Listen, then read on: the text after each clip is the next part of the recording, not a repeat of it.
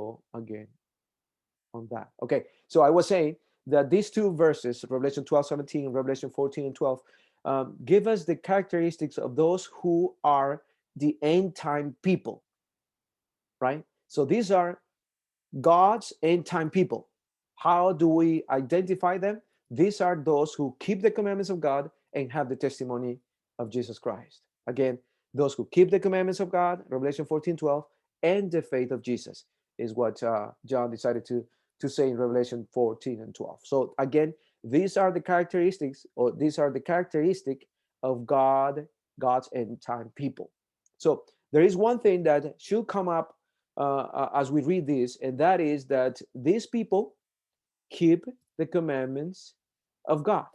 This is the one thing that I want us to reflect upon tonight. This keeping the commandments of God, however, um, sounds too general to me. I don't know what you think. And here's where the question comes, the question that we will be dealing with. Which commandments? That's how simple the question is for tonight. Which commandments are we talking about, right? And uh, and there are different ways to explain this passage here, but let's see what we can find together and see what we can learn out of the text, or these two texts tonight. Again, keeping the commandments sounds too general, and we need to answer this question: which commandments is John referring to here in Revelation 12:17, Revelation 14 and 12? It simply says commandments. Which ones? Which commandments, right? So there are different opinions um, to interpret these passages, or these two verses in the book of Revelation. Some commentators don't say anything about it. They come to those verses and just keep on moving. They don't say, they don't mention, they don't try to explain what commandments are being in reference here. They just move on, right? Other commentators refer to these as the Torah. That is to say, all of God's instructions, revelation, found in the Old Testament. And let me just make a short commercial here on the Torah part. And the reason why I'm gonna take this commercial is because somebody mentioned this to me during this week, and I like to just spend a couple of minutes on this. So when you have the word law in the Bible, there are different ways to interpret that word. In the Hebrew, the word law comes from the Hebrew word Torah, or Torah, if you please. So Torah is the Hebrew word for the word law in the Bible. Everywhere, every time you find it in the Old Testament, the word law pretty much comes from Torah or Torah. Then in the New Testament, from the Greek word for the New Testament translated into law is the word nomos. So these two words they don't say too much about what law we are referring to when it comes to the Torah or to nomos, because they are directly translated into law. But when it comes to the word law in the Bible, there are defined translations that can be used here, or understandings that can be used here. And again, this is just a commercial out of the main topic that we studied today, but I thought it would be good for us to have these clear in our minds too, right? When the word law comes in the Old Testament or the New Testament, there are different ways, direct ways to translate that word. Number one is that when you see that word law, you have to think about the Pentateuch. The Pentateuch, which is the five first books of the Bible. Pentateuch, the first five books written by Moses, are addressed as the law. And also, when the word law comes up, you will find that it can also be understood as the scriptures, the whole scriptures. And if you are in the New Testament, it will be all the Old Testament. If you are in our time, it will be both the Old Testament and the New Testament. All right. Also, when you find this word law, Old Testament or New Testament, it can also mean the Ten Commandments, the law of God, the Ten Commandments. And these commandments of God, or laws of God, are pretty much, um, you can say, some people say three of them, different laws, or some people would consider these four laws. And whether there are three or four, let me give you all four of them so you know, you're reminded. I'm pretty sure you already understand this and know this. And so, again, these laws are the civil law, the dietary law, and the ceremonial law, and the moral law. And when it comes to the moral law, we're talking about the Ten Commandments. When we comes to the ceremonial law, we're talking about all the laws around the sanctuary service. And when it comes to the civil law, everything that has to do with land, with property, with belongings and so on, and divorce, marriage, and those kind of things. And when it comes to dietary law, it has to do with what God said to people, to human beings, what is good and what is not good to eat, and what is good and not good to do in regards of health and hygiene. So that was a commercial just for us to have a greater picture of what this word law could mean in in the Bible. Now, when it comes to the meaning of this word law, you can see that the straight translation will not give you too much um, definition of what this is actually. If we just translate this word law from Revelation 12 and verse 17 and Revelation 14 and verse 12, we will be in the same place. We will not move because, again, what is it? The Pentateuch, the scriptures, the Ten Commandments, the civil law, the dietary law. Which law is the one that these people, God's end time people, keep? Which one is it? So that is like the commercial. Again, some people don't pay attention to that. Some other people say is the Torah, the whole God's instruction, revelation found in the Old Testament. And other people say, others argue that the commandments refer to the faith of the Lamb of God, who was faithful to God, in whom Christians are urged to emulate. So other people would say that it's just the faith of God. He was faithful, and so we are to emulate that. Is it that? Another group of people would say that the commandments in reference in Revelation 12:17 and Revelation 14:12, um, a more common view is the view that the commandments of God designate the ethical components of the Decalogue. To be more specific, the last six commandments of the Ten Commandments. Okay, so since the word itself doesn't say much of which law are we talking about here, since the commentators are not coming to common ground on the meaning, on the interpretation of this word, then we have, I believe, just one way to know which law this one is. And can somebody give a guess of what this will be? What solution can we um, go to in trying to find interpretation? Does anyone want to guess? Yes, I heard, and she was muted. Is context? Mm. The context, right? If we have friends, if we have emphasized something here, it has always been the context. We have to always respect the context in which a verse is found.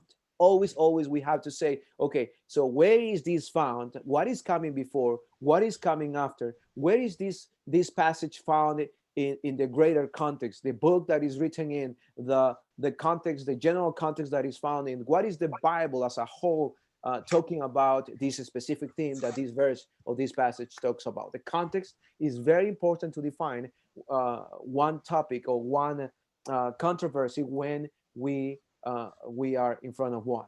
So the context. So let me go. Let's go to the context and try to understand what, or find what commandments are being in reference to. So again, um, these passages, Revelation 12 and Revelation 14, they belong to chapters 12 through 15, verse 5, which is a whole portion that has a common theme. And that's why the scholars, the students of the Bible, have brought these chapters into one portion. So they identify all these chapters, 12, 13, 14, and the first five verses of 15, as belonging to one portion, a specific portion of the Bible. They are one flow, in other words. So if they are correct, and I believe they are, so all this portion in the introduction, all this portion has one topic, and 12 and 14, which is where we find our verses for tonight, belong to this portion. And so we have to see the context in which this whole portion is found, right? So if we go to the beginning of this portion, which is chapter 12, in the introduction to this section, John sees the most holy place of the heavenly sanctuary. That's what he sees. That's the introduction to this portion, 12 through 15. So John tells us that he's seeing the most holy place of the heavenly sanctuary. And there is a specific article that he sees, and that is the Ark of the Covenant, which is very important for us to come to a conclusion of which commandments we are talking about here. So he sees he finds himself in front of the most holy place of the heavenly sanctuary, and he sees specifically the Ark of the Covenant. Now, let me ask you this question. What was placed in the Ark of the Covenant? And I know you know it. The commandments. 10 Commandments. 2 tablets The bread, of stone in which God and The tablet, And the the manna, inscribed. and the staff. No. Remember. There is one Aaron's- specific thing that we find in the context of what we study. There are other things that we can define, but remember that we are studying one question. The What 2 commandments? tablets of stones. Yes, sir. What commandments are described in Revelation 12, in Revelation 14?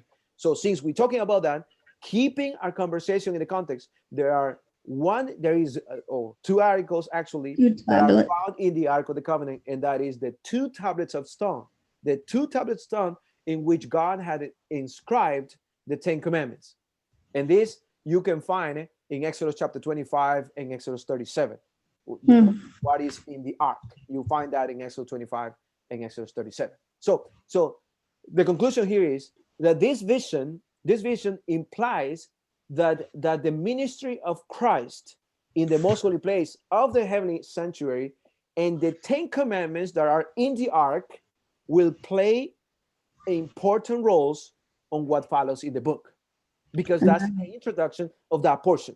You find that in the introduction of 12, 13, 14, 15. So that means that what John is seeing at this moment is the foundation of what is going to happen in the next parts of the book. So far, so good? Amen? Okay. So another explicit implication to the 10 commandments is found in Revelation 15:5, which is the last verse of this portion. Chapters 12 through 15, and verse 5 is the last verse of that portion that closes that pericope or portion of the Bible, right? The verse Revelation 15 and verse 5 says the following: after these things, this is John speaking, I looked, and behold, the temple of the tabernacle of the testimony in heaven was open. So he opens seeing the most holy place of the heavenly sanctuary, and specifically the Ark of the Covenant. And now in Revelation 15 verse 5, which is the last verse of that portion, he ends saying that he's seeing, behold, I looked, and behold, the temple, the tabernacle of the testimony in heaven was opened. And this is crucial information for us, because the word testimony is a noun. Actually, the noun testimony was used in the Old Testament to designate the 10 commandments, placed specifically inside the Ark of the Covenant. So every time you find this noun in the Old Testament, is in reference to, is designed, is appointed. The noun is appointed to make reference to the 10 commandments placed inside the Ark of the Covenant. And that testified to God's covenant with Israel. That's why it was there. So in Exodus chapter 25, verses 20 and 21, we find the following about this Ark of the Covenant. What is described in this word noun, in what is described also by John in Revelation 15:5. So Revelation 25 verses 20 and 21 said, you shall put the mercy, this is verse 21, the last part of verse 21. You shall put the mercy seat on top of the ark, the instructions that God gave to Moses. And in the ark, you shall put the testimony that I will give you. you shall put the testimony, so the two stones, so the two tablets, so the 10 commandments that God gave to Moses to put in the ark are also called a testimony. And then we find in Exodus 32 and verses 15 and 16, the last part again, and Moses, the first part of verse 15 actually, and Moses turned and went down from the mountain. You know what happened here? And the two tablets of the testimony were in his hands. So the noun testimony is to make reference, another word to talk about the 10 commandments, the law of God, the moral law. Okay? So now that's the general context, the immediate context that comes before Revelation 12:17 and before Revelation or after Revelation chapter 14 verse 17. 12:17 and 14:12. I'm sorry, Revelation 14 and verse 12, which are the two verses that we are dealing with tonight. So that's the general one in this portion portion of the book of Revelation. Now we can go more specific and see more evidence of which commandments these are. So far we see that these must be the 10 commandments, but let's get more information. That's not enough. We need more information. So again, the immediate context of both passages refer to the 10 commandments. Let me show you this. The first angel message that is found in Revelation 14:7, which is the beginning of what we find in verse 12 of Revelation 14, says the following: obey the first commandment by worshiping God who made the heavens, the earth, and the springs of water. So I want you to see the specific reference to the 10 commandments of the Decalogue in this immediate context. Do you see it? So the first angel, which is the first message, calls human beings to obey the first commandment by worshiping God, who made, the angel says, who made the heavens, the earth, and the spring of water. And that's Revelation 14:7. Which of the 10 commandments calls God the creator and says that he made the heavens, the earth, and the spring? The fourth commandment. The fourth commandment. And that is then a reference to the fourth commandment of the 10 commandments found in Exodus chapter 20. And this fourth commandment specifically is the verses 8 through 11. So one commandment of the 10. All right. So more evidence that we're getting out of these texts. Another one is that the immediate context, again, that we're talking about, humans are not to worship the image of the beast. Which commandment is this? In Revelation 14:9, this is what the angel says: do not worship the beast. Basically, which commandment is that? Can we bring The first one? The first one says, you shall not have No other other gods gods before me. The second one says, you shall not. make a carved image. So the Of any second one likeness of has to anything. do with worshiping other gods, worshiping other things, right? So that is the second commandment. This is Revelation 14:9 that makes reference to humans to not being able or not being encouraged to worship the image of the beast, and that's a straight or direct violation of the second commandment of the 10. So we have the fourth commandment, we have the second commandment. Let me give you another one. In Revelation chapter 13 and verse 6, the beast is found blaspheming the name of God. The beast is found that is blaspheming the name of God. And so when it comes to blaspheme, what commandment is that? The third. The third commandment. The third commandment. So you shall not take the name of the Lord in vain. Blasphemy, right? And that is what the beast is doing in Revelation chapter 13 and verse 6. So we have found another one.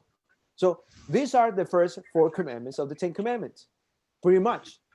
So what commandments are Revelation 12 according to the general context of the passage that Revelation 12 and 14 belongs to is the 10 commandments. According to the immediate context, the verses before and after these two verses is again the 10 commandments.